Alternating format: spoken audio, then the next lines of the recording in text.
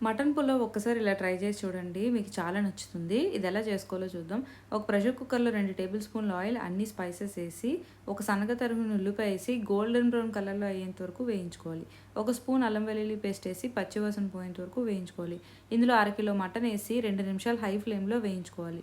ఇందులో పసుపు, ఉప్పు, 2 స్పూన్ల కారం, 1 స్పూన్ మీట్ మసాలా, 1 స్పూన్ ధనియా పౌడర్ ఏసి బాగా కలుపుకొని దీన్ని మీడియం ఫ్లేమ్‌లో పెట్టి 5 నిమిషాల పాటు కుక్ చేసుకోవాలి. 5 నిమిషాల తర్వాత ఇందులో అర గ్లాస్ వాటర్, మీకు సరిపడా ఉప్పేసి బాగా కలుపుకొని దీన్ని కుక్ చేసుకోవాలి. వాటర్ అసలు ఉండకూడదు. మటన్ 80% కుక్ అవ్వాలి అప్పటి వరకు. తర్వాత ఇందులో చూసారా ఇలా ఉంటది. ఇందులో 3 కప్పుల బాస్మతి రైస్ వాష్ చేసింది ఏసుకోవాలి.